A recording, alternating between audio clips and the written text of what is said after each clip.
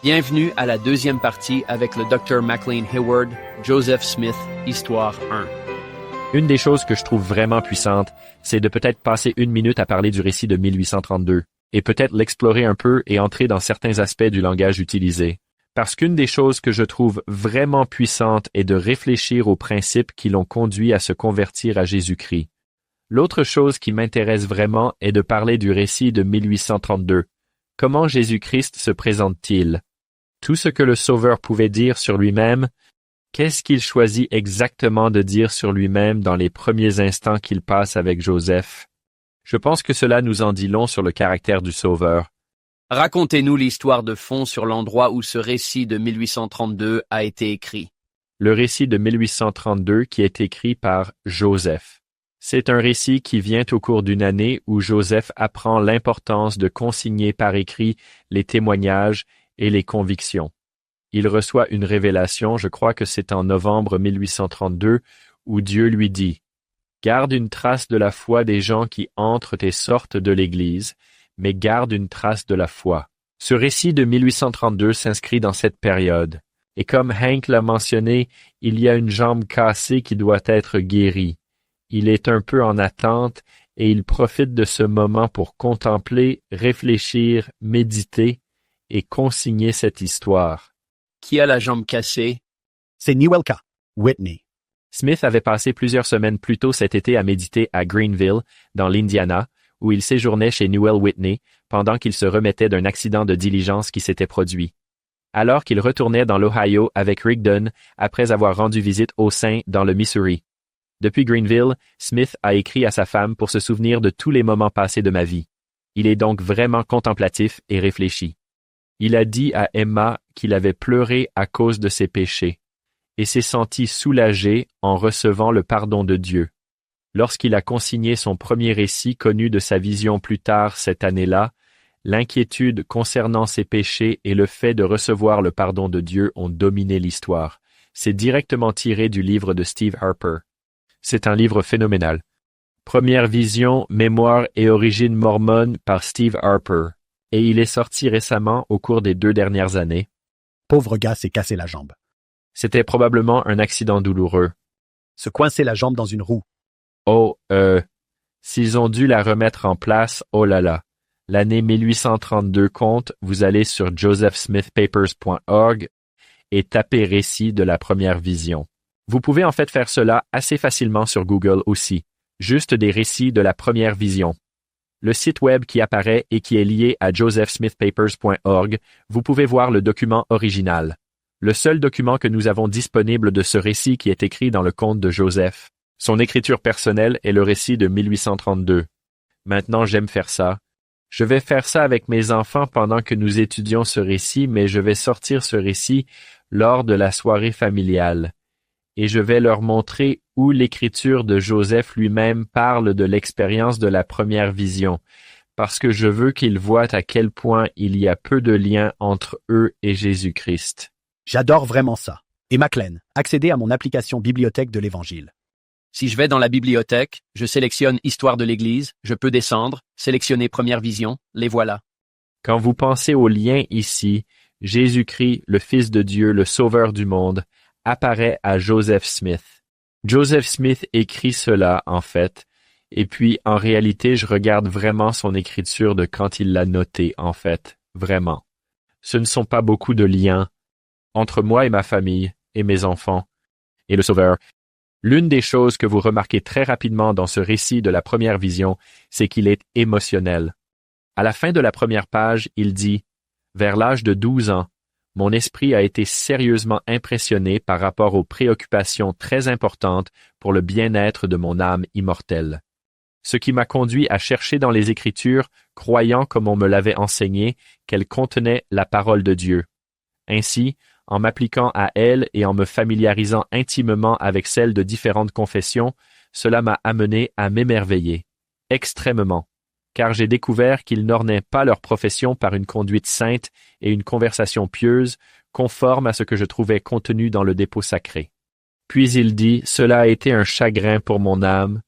De l'âge de 12 à 15 ans, j'ai médité sur de nombreuses choses dans mon cœur concernant la situation du monde, de l'humanité, les querelles et les divisions, la méchanceté et les abominations, et l'obscurité qui envahissait l'esprit des hommes.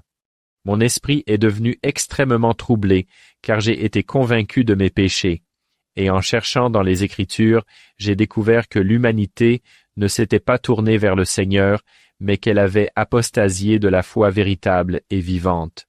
Et puis il dit, cela va s'intégrer dans le récit de la première vision. Avec toute cette conviction de ses péchés et son désir d'être pardonné, il dit, par conséquent, j'ai crié au Seigneur pour obtenir miséricorde, car il n'y avait personne d'autre vers qui je pouvais aller pour obtenir miséricorde. Et le Seigneur a entendu mon cri dans le désert, et alors que j'étais en train d'invoquer le Seigneur, une colonne de feu, il dit d'abord feu, et ensuite, puis il le raye et dit lumière, une colonne de lumière au-dessus. La clarté du soleil à midi est descendue d'en haut et s'est posée sur moi. Et j'ai été rempli de l'Esprit de Dieu, et le Seigneur a ouvert les cieux au-dessus de moi, et j'ai vu le Seigneur. Et il me parla en disant, Joseph, mon fils, tes péchés te sont pardonnés, va ton chemin, continue dans mes statuts et garde mes commandements. Voici je suis le Seigneur de gloire. J'ai été crucifié pour le monde afin que tous ceux qui croient en mon nom puissent avoir la vie éternelle. Récemment, lors de la conférence, il y a eu un accent mis par frère Keharon et frère Renland. Ils ont tous deux évoqué cette même idée. Frère Kieran a dit que Dieu est dans une poursuite incessante de nous. Frère Renland fait récemment allusion à frère Kieran. Il dit essentiellement, en fait, est vraiment très joyeux quand il peut vraiment être, et il est souvent joyeux, nous déclarait Pur. Je me sens comme quand j'étais jeune, j'avais l'impression que Dieu n'était pas pressé de me pardonner. Je pense que cela vient peut-être de l'idée qu'il n'était probablement pas pressé de savoir que j'avais fait une erreur. Mais pourtant, le récit de la première vision regarde ce que dit le Sauveur. Dit-il, Joseph, mon fils, si tu te repens, ou si tu ne commets pas ce péché pour la prochaine fois, ou si je sais que tu es sincère, tout cela est tombé. Tous les bagages que je mets sur le Sauveur, ce que j'attends du Sauveur, nous devons aussi le laisser parler.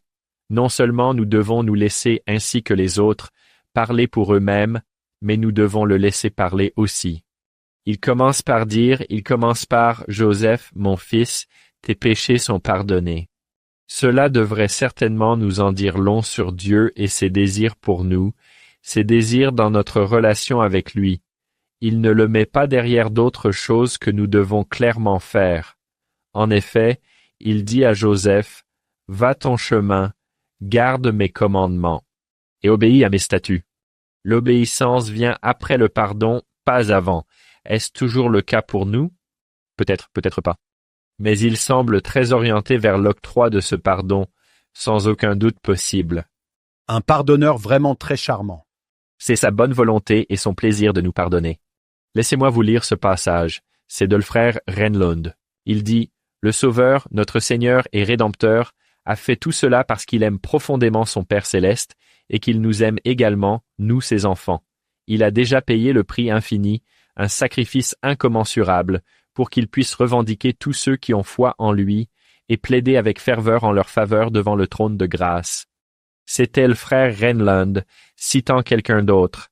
Et puis il dit, « Jésus-Christ ne veut rien de plus que notre repentir. Et venez à lui et de tout cœur pour qu'il puisse sincèrement nous justifier et nous sanctifier. » Souvent, dans le langage scripturaire, la justification signifie être purifié du péché. Pour qu'il puisse nous justifier, nous purifier du péché et nous sanctifier, nous rendre saints. C'est son objectif, c'est son espoir, c'est sa joie. C'est le frère Rigdon. Dans son désir, il est implacable et inébranlable. Il est implacable et inébranlable dans son désir de vous purifier et vous rendre certainement saints. C'est magnifique. C'est le Dieu que nous adorons. La toute première chose, je connais ton nom, et je pardonnerai tes péchés. Pas étonnant, qu'a-t-il dit ensuite? La joie qui a rempli mon âme a duré pendant de nombreux jours. Savoir que Dieu connaît mon nom et que Dieu pardonne éternellement mes péchés. Mon âme était remplie d'amour, et pendant de nombreux jours je pouvais me réjouir avec une grande joie, et le Seigneur était avec moi. Ceci est le récit personnel de Joseph sur sa conversion à Jésus-Christ. Magnifique. Presque sous le texte ici, on a l'impression que, en quelque sorte, Jésus répond à une question non posée par Joseph d'une manière subtile. Parce que remarquez, il dit « Joseph, mon fils, tes péchés te sont pardonnés. Va ton chemin, marche dans mes statuts et garde mes commandements. » Alors il le purifie et l'oriente, c'est aussi. Vraiment miséricordieux, n'est-ce pas? Parfois, nous pensons que la correction est sans miséricorde. Je ne pense pas. Ce chemin de vie mènera au succès, Joseph. Je te purifie et je te mets sur ce chemin. Et puis il dit, et c'est là que je pense qu'il répond à la question que Joseph ne formule pas. Mais on a l'impression que Joseph dit, « Seigneur, comment cela se fait-il? Voici, je suis le Seigneur de gloire. J'ai été crucifié pour le monde afin que tous ceux qui croient en mon nom puissent avoir la vie éternelle. Joseph, comprends-tu? J'ai acheté l'opportunité avec soin et attention de te déclarer pur sur une croix il y a 2000 ans, et c'est mon plaisir de te déclarer pur et te motiver sur un chemin qui mène à la sanctification et durablement. Pour ce podcast, je suis allé au temple hier soir. Ce que tu fais quand tu as quelque chose d'important qui arrive. Je suis allé pour une raison précise. Cela a commencé avec la première vision. Joseph est en présence de Dieu ici. Je crois qu'il faut au moins une autre décennie à Joseph, mais je ne pense pas beaucoup plus longtemps que ça. Avant que Dieu ne commence à le motiver à penser, maintenant Joseph est un prophète de Dieu. Ta tâche est d'aider à amener les gens en ma présence. Pas seulement toi, Joseph, mais d'autres aussi. En 1830, il reçoit ce qu'il appelle la prophétie d'Hénoch, qui correspond à Moïse 6 et 7. Il voit ce récit d'Hénoch. Contempler Dieu. Et puis Hénoch prépare un peuple qui n'est pas seulement d'un seul cœur et d'un seul esprit, et qui vit dans la droiture. Et il n'y a pas de pauvres, en réalité, mais Jésus se déplaçait lentement avec eux. Jésus-Christ était avec ce peuple. Il était dans leur communauté. Et c'est après ce moment, en 1830, en décembre 1830, que Joseph semble être certainement réinfusé d'énergie pour créer une communauté et établir Sion. Et il semble avoir une clarté sur ce que cela signifie. Ce qui signifie qu'il semble voir que Dieu peut être en présence des saints des derniers jours. Cela se passe en décembre 1830. C'est vraiment tôt dans la restauration.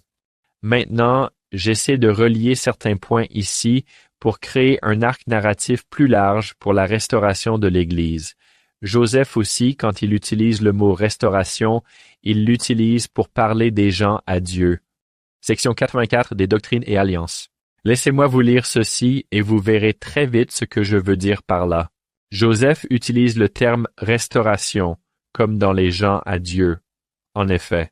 Le deuxième verset de Doctrines et Alliances, section 84, dit « Oui, la parole du Seigneur concernant son Église ». Nous parlons souvent de la restauration en termes d'Église. Pas ici, pas dans cette révélation, et pas typiquement avec Joseph. En fait, nous n'avons pas vraiment d'exemple de lui parlant de la restauration de l'Église. Il n'utilise pas cette expression. La parole du Seigneur concernant son Église établie dans les derniers jours, pour la véritable restauration, pour la restauration de son peuple. L'Église est construite pour faciliter la véritable restauration qui tient à cœur à Dieu, la restauration de son peuple. La première vision est de restaurer Joseph dans la présence de Dieu. Puis, en 1830, il reçoit cette prophétie d'Hénoch où il voit « Oh, plus que les prophètes peuvent être restaurés dans la présence de Dieu ». En 1831, lorsqu'il ordonne les premières personnes à l'office de grand prêtre dans la prêtrise de Melchizedek, il invite les gens à venir à cette réunion, prêts à contempler le visage de Dieu. En 1835, lorsqu'il appelle les 12 apôtres, on enseigne aux 12 de ne jamais cesser de s'efforcer de voir le visage du Fils de Dieu. Maintenant, continuons simplement. Section 109, la dédicace du temple de Kirtland. Joseph prie, et cette prière est donnée par inspiration avant la session de dédicace. Mais il dit au verset 5, « Tu sais que nous avons accompli ce travail à travers de grandes tribulations, et de notre pauvreté, nous avons donné de notre substance pour construire une maison à ton nom, pour que le Fils de l'homme ait un lieu où se manifester à son peuple. » Section 110, lorsque le Sauveur lui-même accepte le don. Tout d'abord, chose intéressante, la première chose qu'il fait, c'est qu'il les déclare purs. Il le déclare pur à nouveau, comme s'il disait J'adore quand je peux faire ça, Joseph. Je vais te déclarer pur et je vais accepter le temple. Et il dit au verset 7, « Voici, j'ai accepté cette maison et mon nom sera ici, et je me manifesterai à mon peuple avec miséricorde dans cette maison. Je me manifesterai à mon peuple avec miséricorde dans cette maison. » Ça ne s'arrête pas là. Joseph, nous le savons, est tué. Brigham va en Utah. Il arrive là-bas le samedi. Il est malade. Dimanche, il est suffisamment en forme pour faire quelques brèves remarques. Il y a seulement 150-200 personnes là-bas. Ils n'ont rien. Ils ont rien. Ils ne savent pas comment ils vont passer l'hiver. Ils n'ont aucun abri. Et le lundi matin, il dit « J'aimerais aller me promener. » Et il plante sa canne et il dit « C'est ici que nous construirons un temple pour le Seigneur. » Et l'endroit est préservé. Ils ont préservé l'endroit et ils ont construit le temple de Salt Lake là-bas. En 1863, je ne veux pas résumer cela. Laissez-moi juste vous lire ceci. Je veux voir le temple construit de manière à ce qu'il dure à travers le millénaire. C'est Brigham. Alors que le temple commence tout juste à être construit, ce n'est pas le seul temple que nous construirons. Et puis il dit ceci, écoutez ça. Il y en aura de nombreuses centaines construites et spécifiquement dédiées au Seigneur. Il dit ceci, 1863, ce temple sera connu comme le tout premier temple construit dans les montagnes par les saints des derniers jours. Et quand le millénaire sera terminé, et tous les fils et filles d'Adam et Ève, jusqu'au dernier de leur postérité, qui viennent à la portée de la clémence de l'Évangile, ont été rachetés dans des centaines de temples par l'administration de leurs enfants en tant que mandataires pour eux. En parlant du temple de Salt Lake, je veux que le temple reste un fier monument de la foi, de la persévérance et de l'industrie des saints de Dieu. Dans les montagnes au XIXe siècle qui se déroulaient dans cette histoire, maintenant concluons cet arc narratif. Laissez-moi vous lire quelques autres déclarations. À chacun de vous qui a fait des alliances au temple, je vous implore de chercher avec prière et constance à comprendre les alliances et les ordonnances du temple. Des portes spirituelles s'ouvriront. Vous apprendrez comment séparer le voile entre le ciel et la terre, comment demander, pour que les anges de Dieu vous accompagnent et comment mieux recevoir des directives du ciel. Vos efforts diligents pour le faire renforceront et consolideront vos fondations spirituelles. C'est le président Nelson. En voici un autre. Le Seigneur a promis, « Toute âme qui abandonne ses péchés et vient à moi, et invoque mon nom, et obéit à ma voix, et garde mes commandements, verra mon visage, et saura que je suis. » Il y a de nombreuses façons de voir le visage du Christ, et il n'y a pas de meilleur endroit que dans sa sainte maison. C'est l'ancien Anderson. Le président Nelson dit que le temple de Kirtland a une signification inhabituelle dans la restauration de l'Évangile de Jésus-Christ. Plusieurs événements qui s'y sont déroulés avaient été prophétisés depuis des millénaires et étaient essentiels pour que l'Église restaurée du Seigneur accomplisse sa mission des derniers jours. Le plus important de ces événements s'est produit le dimanche de Pâques, le 3 avril 1836. Jésus-Christ a déclaré qu'il avait accepté le temple comme sa maison et a fait cette promesse étonnante. « Je me manifesterai à mon peuple avec miséricorde dans cette maison. » Cette promesse significative et importante s'applique à chaque temple consacré aujourd'hui. Je vous invite à réfléchir à ce que la promesse du Seigneur signifie pour vous personnellement. C'était en avril 2024, conférence par le président Nelson. Maintenant, au cas où vous n'auriez pas entendu ce que nous avons dit précédemment, j'ai juste mon édition conférence de l'ensigne d'octobre 2024, la dernière conférence. Je viens de citer avril 2024. Écoutez encore le président Nelson. Il vient de lister une série de temples qui seront construits. Mes chers frères et sœurs, voyez-vous ce qui se passe sous vos yeux? Je prie pour que vous ne manquiez pas la majesté de ce moment. Le Seigneur accélère en effet son œuvre. Quel est ce travail? C'est la restauration des gens à lui. Pourquoi construisons-nous des temples à un rythme aussi sans précédent? Pourquoi? Parce que le Seigneur nous a instruits de le faire. Les bénédictions du temple aident à rassembler Israël des deux côtés du voile, restauration. Ces bénédictions aident également à préparer un peuple qui aidera à préparer le monde pour la seconde venue du Seigneur. En sautant quelques paragraphes, il dit ensuite, « Voici ma promesse pour vous. Chaque chercheur sincère de Jésus-Christ le trouvera dans le temple. vous ressentirez sa miséricorde. Vous trouverez des réponses à vos questions les plus épineuses. Vous comprendrez mieux la joie de son évangile. Nous ne devrions pas penser que cela viendra sans effort, comme l'engagement personnel ou le travail acharné, sans un peu de quête, une recherche ou une exploration intérieure. Mais la vision, cette perception initiale et essentielle, commence avec la première vision et culmine avec la dédicace de centaines de temples magnifiques et sacrés, où Dieu invite son peuple en sa présence divine et bienveillante. Cette première vision est puissante et belle, et chaque fois que nous entrons dans un temple, c'est l'accomplissement de la première vision. J'espère que vous pouvez voir cet arc narratif qui rassemble vraiment toute l'histoire de l'Église en ce grand moment. Quand le président Nelson dit « Mes chers frères et sœurs, voyez-vous ce qui se passe juste sous nos yeux ?» Eh bien, ça commence avec la première vision. Ça commence avec Joseph, en tant que prophète, qui commence à se demander « Comment puis-je ramener les gens à Dieu? Comment puis-je introduire les gens en présence de Dieu? » C'est un processus qui lui prend des décennies pour comprendre comment Dieu va aider à réaliser cela. Mais l'investiture du temple n'est pas juste du pouvoir.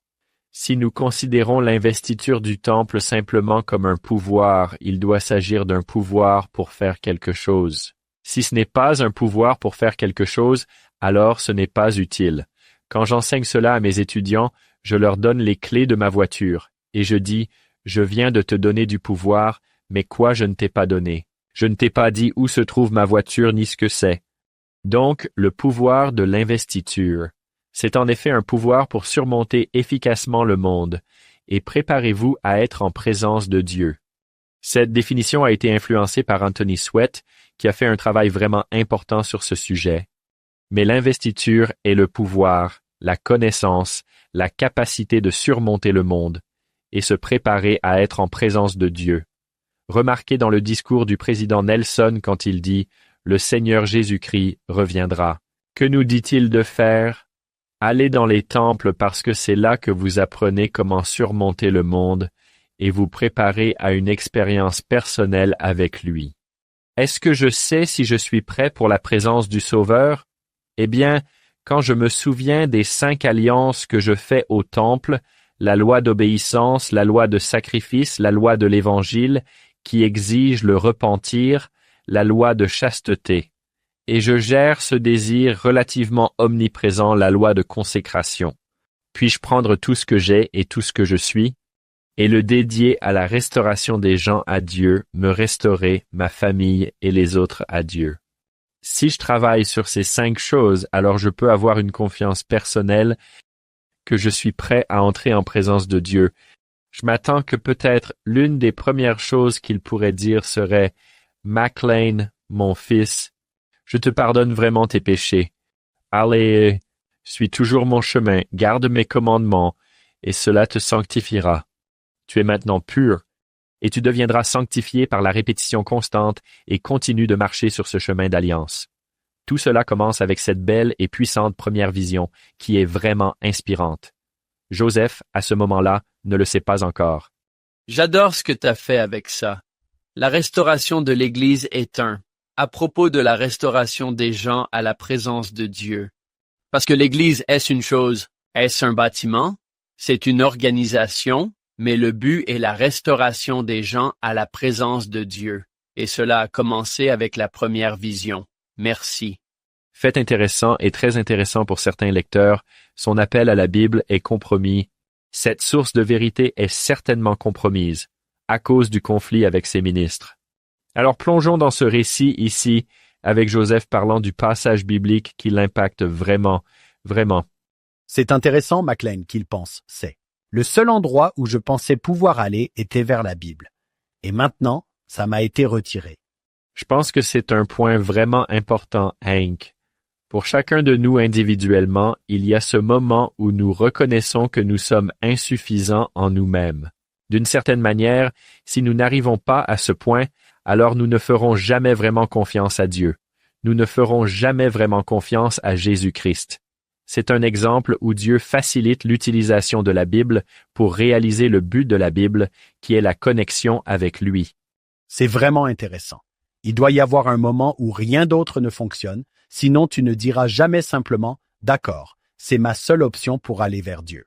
Je m'inquiète parfois qu'il n'y a pas assez de besoin. Le besoin pousse à la relation avec la divinité. Et si tu n'as besoin de rien d'aucune manière, si tous tes besoins peuvent être résolus financièrement, cela pourrait être difficile. Mais Joseph n'est pas dans cette situation. Et c'est très très clair que cette première vision, le récit de 1832 et celui de 1838, dans les deux, il est dans le besoin.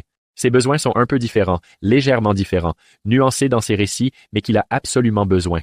Alors, plongeons-nous dans ce récit. Verset 11.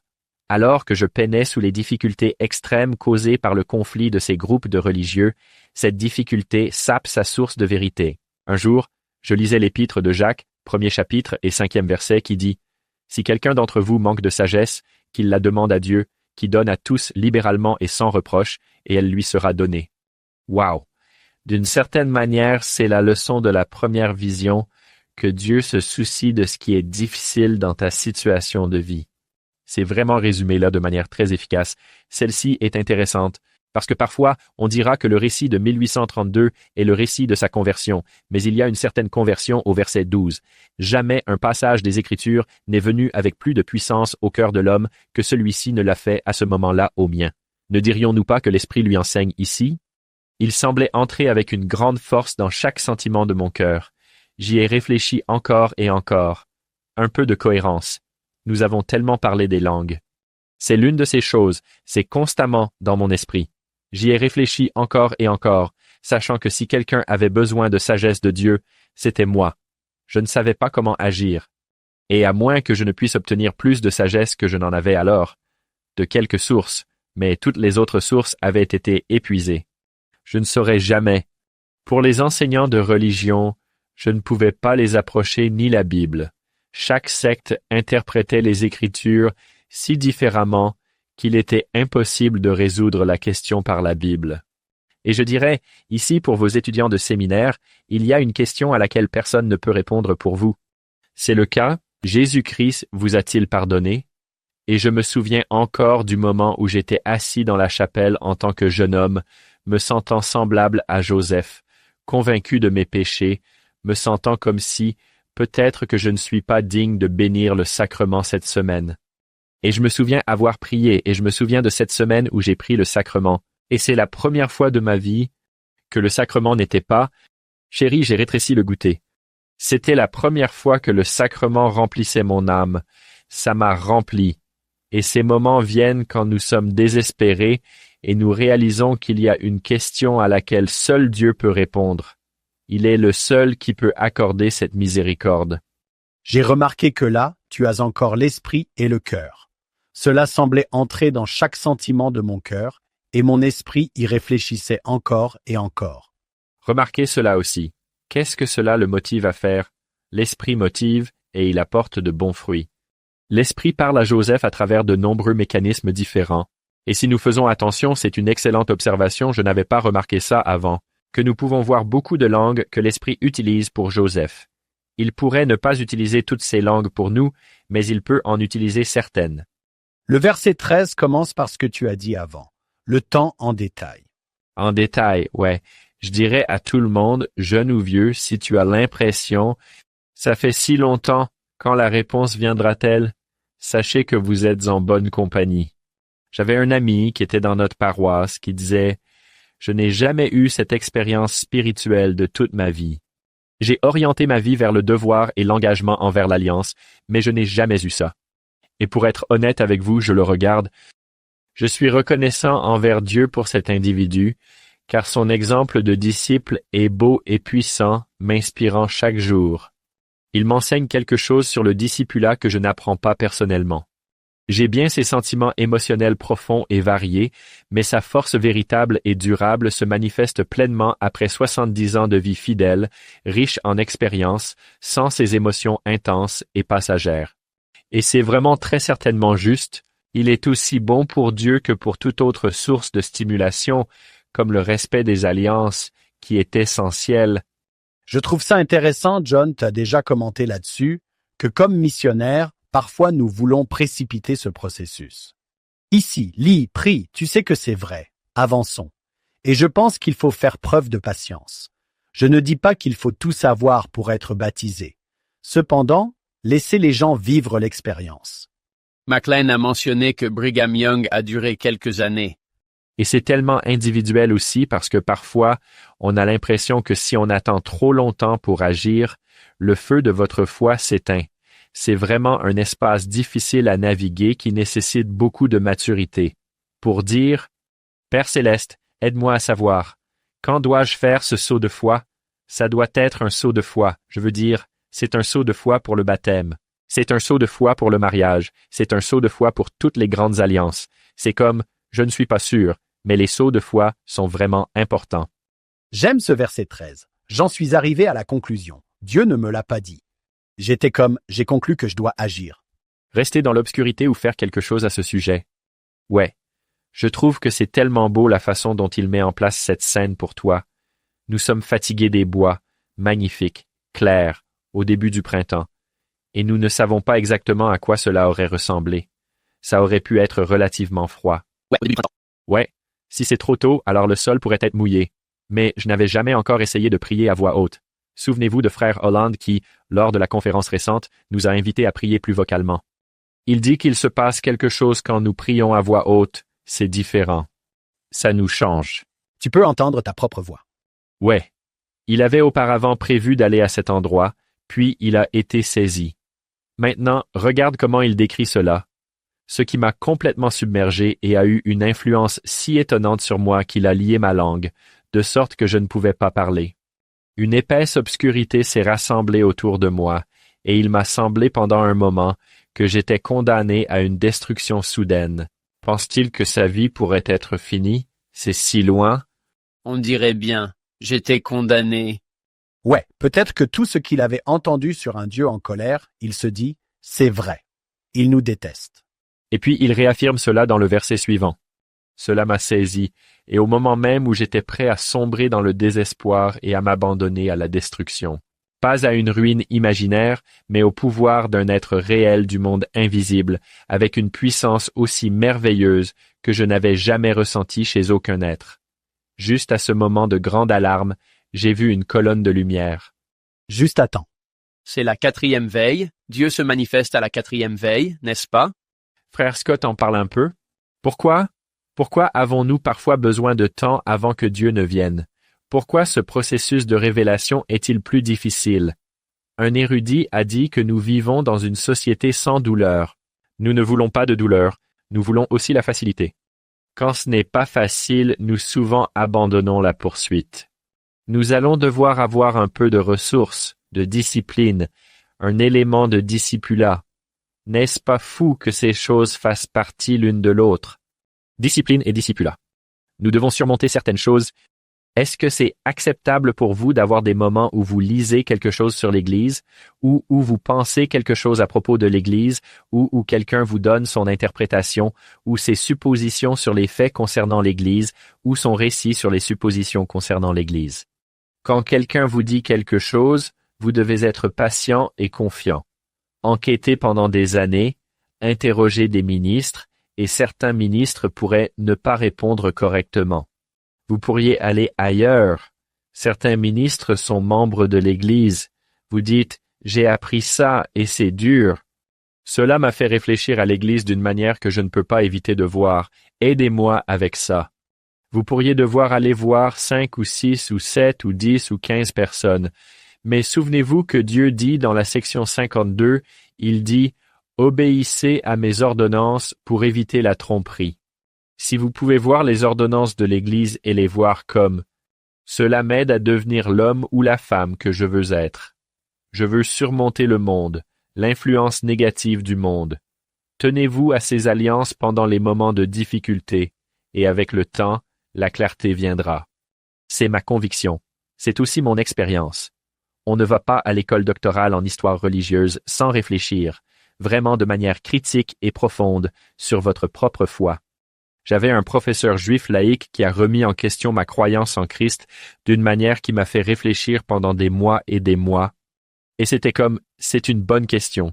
Cela m'a vraiment fait réfléchir. Et c'est d'accord, notre foi ne sera pas aveugle.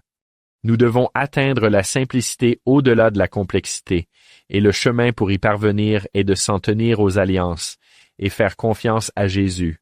McLean, John, je pense que vous serez tous les deux d'accord pour dire que ce discours de dévotion de BYU, intitulé Stand Forever par frère Lawrence Corbridge, pourrait être un ajout merveilleux à ce que McLean vient de nous enseigner. Je vais juste lire les 2 premiers paragraphes pour vous mettre en appétit.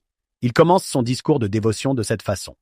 Dans le cadre d'une mission que j'avais en tant qu'autorité générale il y a quelques années, j'ai dû lire une grande quantité de documents. Antagoniste.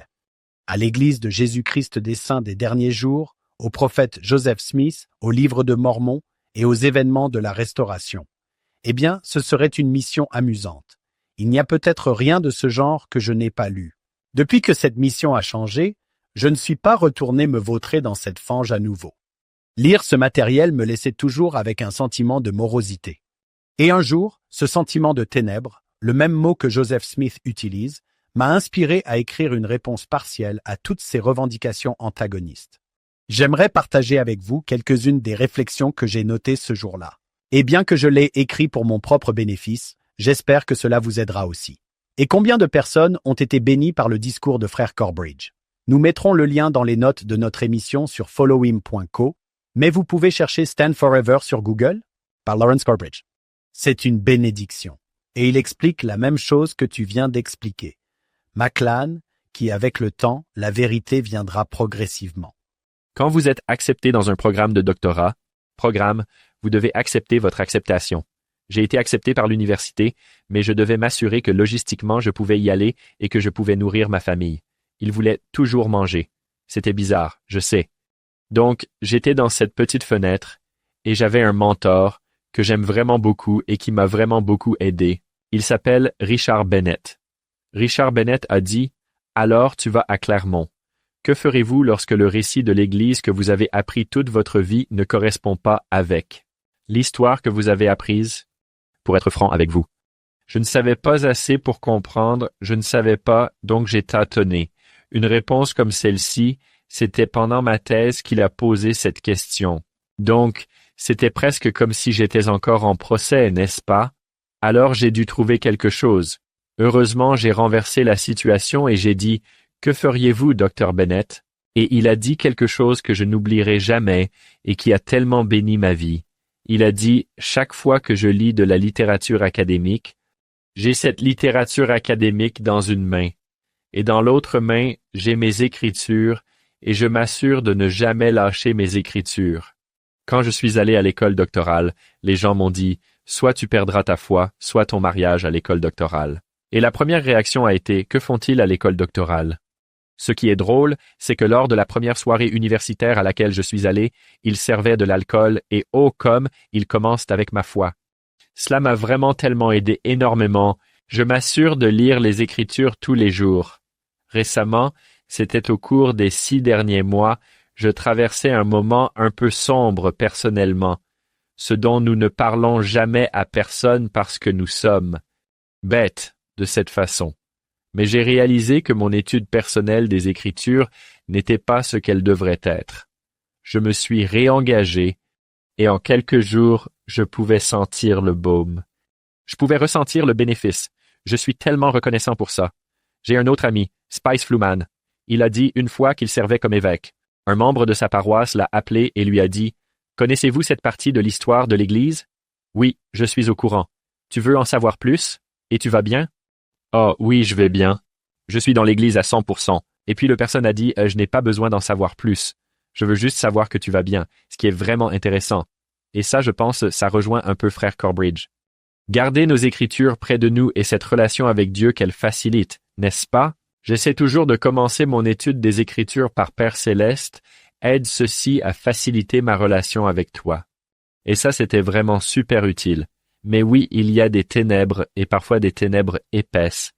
Cela me rappelle une très belle, intéressante et captivante histoire où Léhi et Néphi, fils d'Élaman, sont dans une prison et une épaisse obscurité les recouvre. Et quand je lis ça, je pense qu'il y a une obscurité émotionnelle. Il y a aussi de véritables ténèbres, parfois. Mais il y a un homme dont le nom est Aminadab. Et Aminadab voit Néphi et Léhi, et les gens demandent « Que font-ils » Et Aminadab dit, ils conversent avec les anges de Dieu. C'est Élaman 5.39.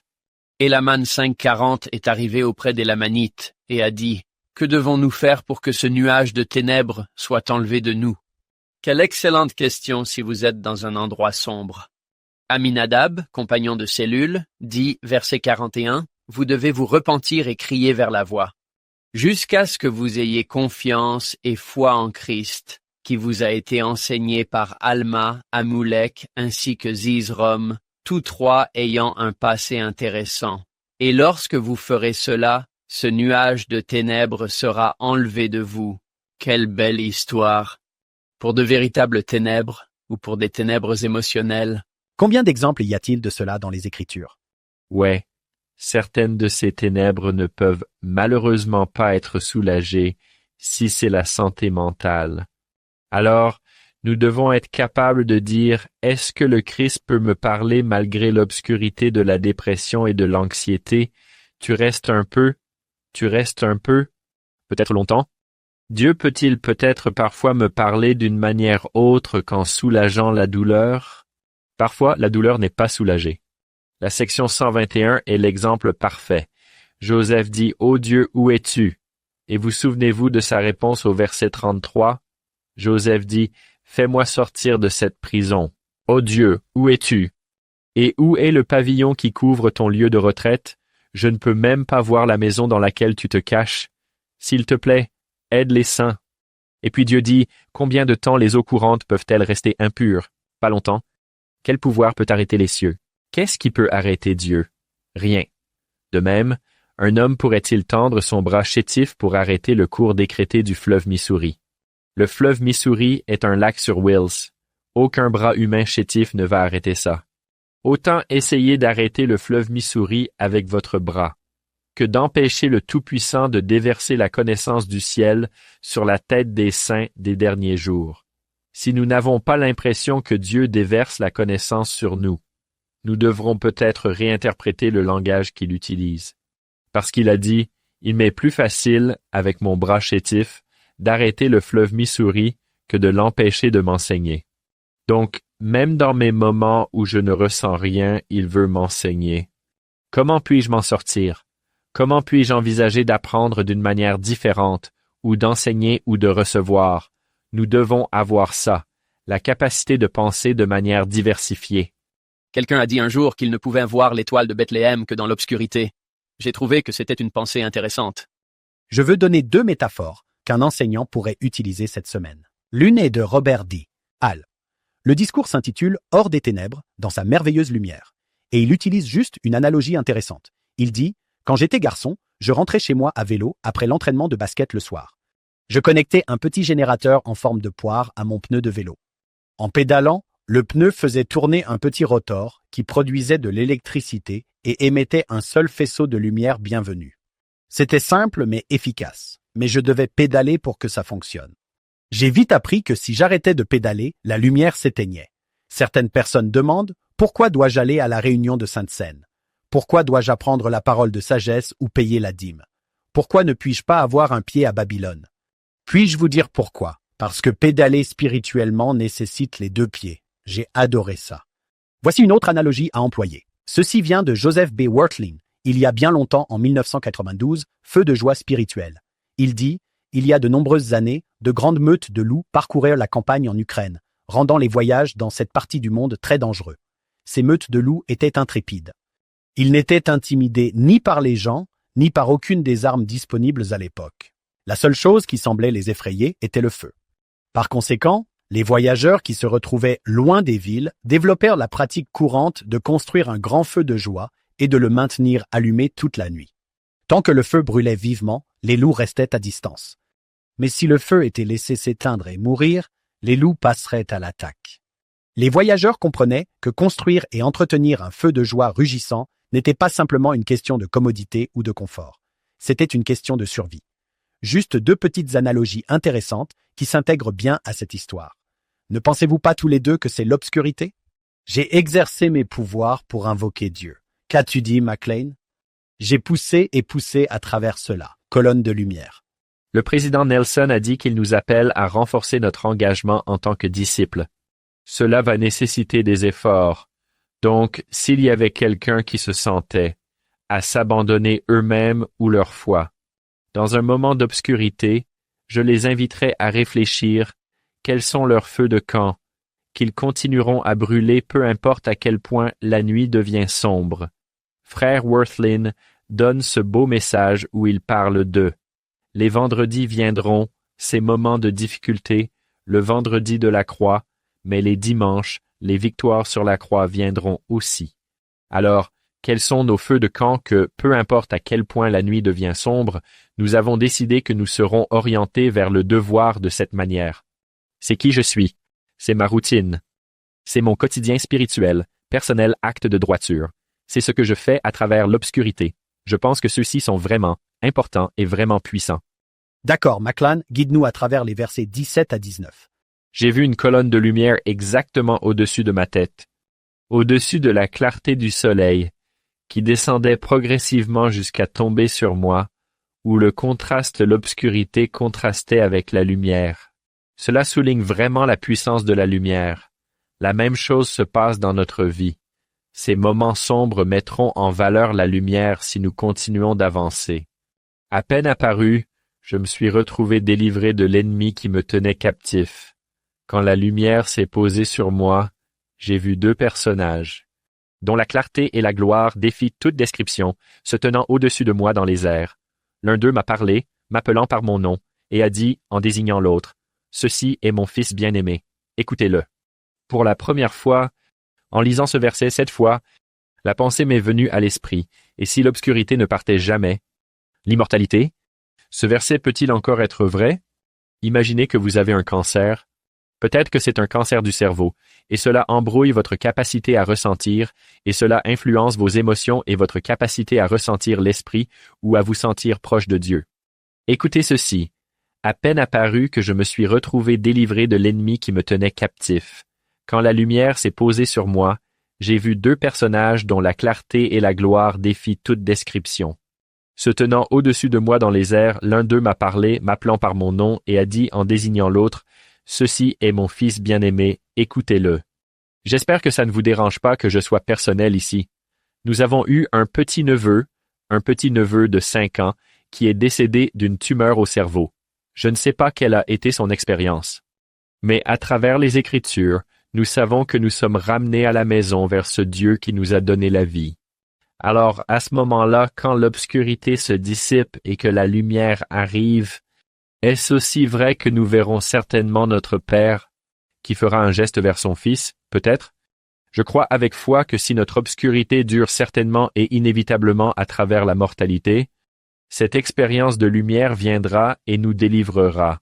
Verset 18, où il dit « Immédiatement quand le Seigneur lui permet de demander, il dit « Laquelle devrais-je rejoindre ?» Remarquez son lien entre le désir de connaissance et l'action. Quand nous lisons Moroni 10, cela fait partie de l'équation pour connaître la vérité spirituelle.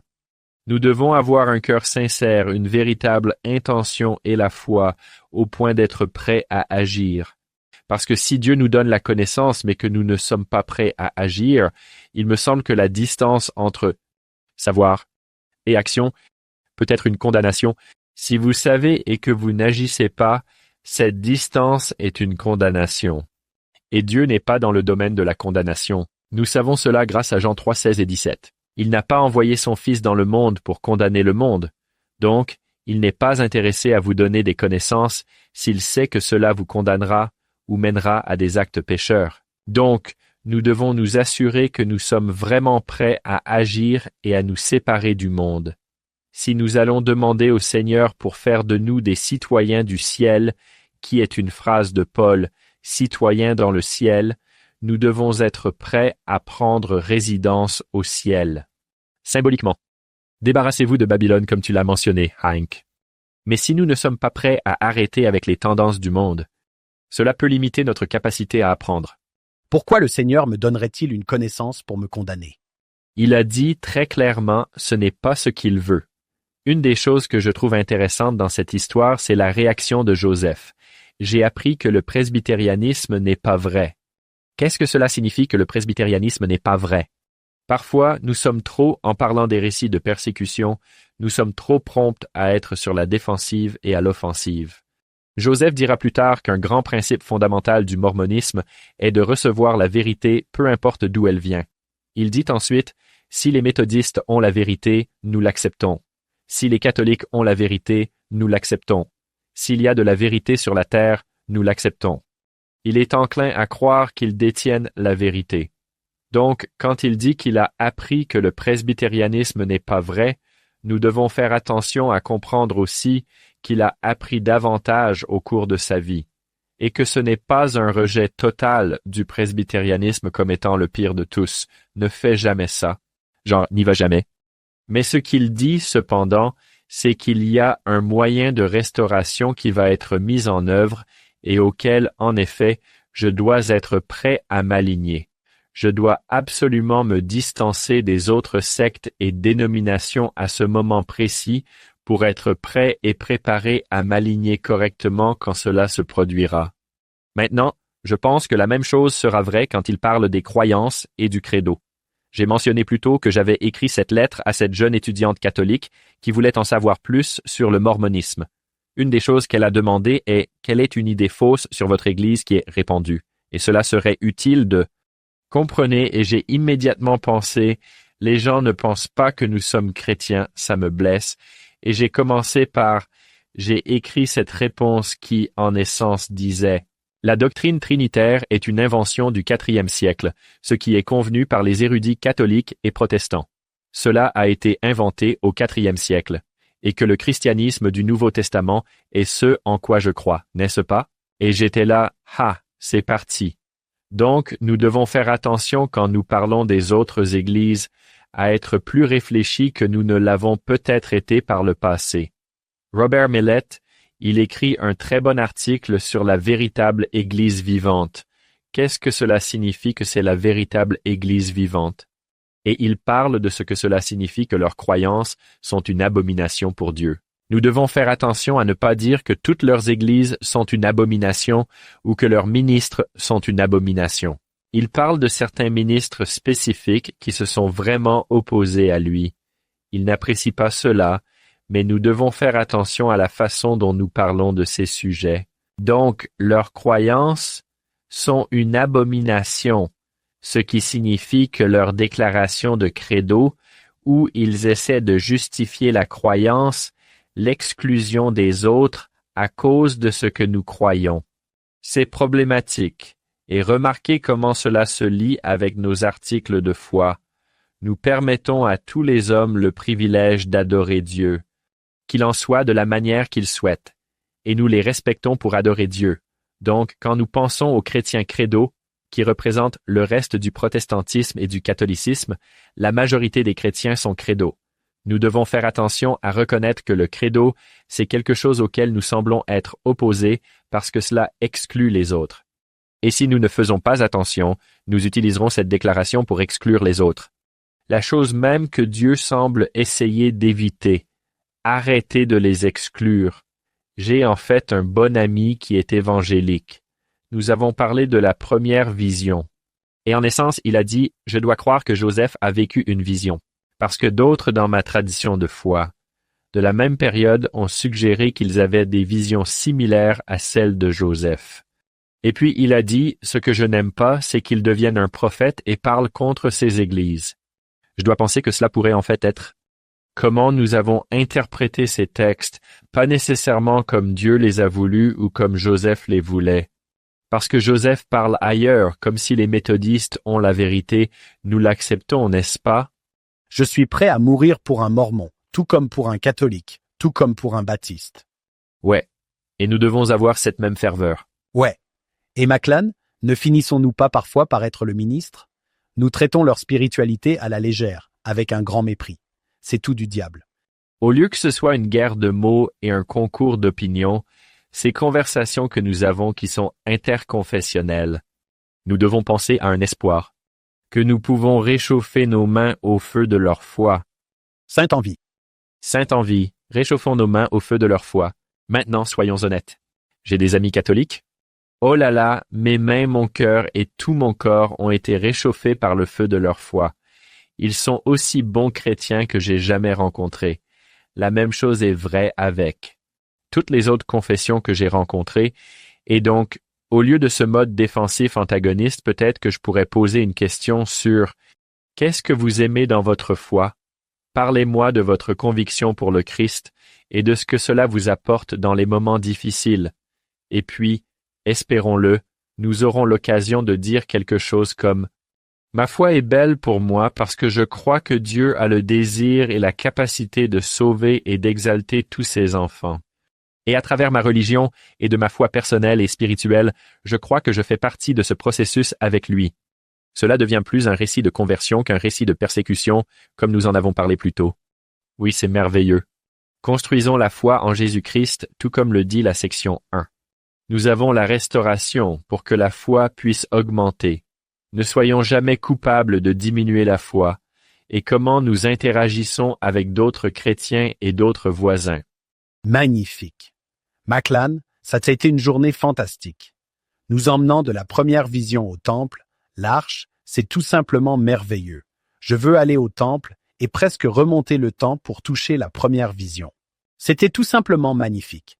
Maclan, dans toutes vos études et recherches que vous avez faites, les membres de l'Église en général n'ont pas l'occasion de avoir la merveilleuse opportunité d'étudier l'Évangile et d'enseigner l'Évangile toute la journée, tous les jours.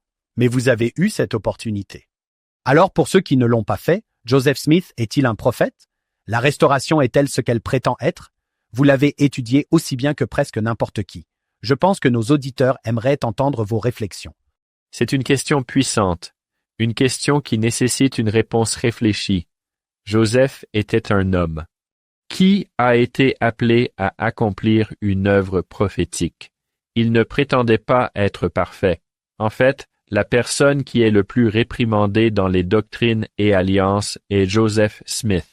Et parfois très sévèrement, en disant cela, je deviens de plus en plus convaincu du rôle prophétique de Joseph, plus je passe de temps à lire et à étudier. Et ce sentiment est certainement et indéniablement exprimé par beaucoup de mes héros historiens qui ont dit des choses comme « Le problème n'est pas que les gens lisent trop notre histoire, mais qu'ils en lisent vraiment très peu. » J'ai trouvé que c'était le cas. J'ai constaté que plus j'étudie Joseph Smith et les révélations, je vois des erreurs que Joseph a commises. Je vois un Dieu qui est miséricordieux. Cela me donne de l'espoir pour ma propre position éternelle.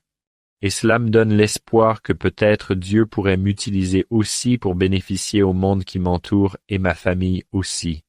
J'espère qu'il pourrait m'utiliser pour bénir mes enfants afin que mes enfants puissent être rétablis auprès de Dieu et que mes voisins puissent être rétablis auprès de Dieu. Dieu soit remercié pour son Fils bien-aimé Jésus-Christ, qui nous pardonne avec empressement et amour éternellement, et pour les prophètes inspirés qui illuminent le Fils de Dieu. Merci Maclan. Merci beaucoup. Quand je pense à la première vision, je pense à cette pensée de le frère Uchtdorf. Dieu vous parlera.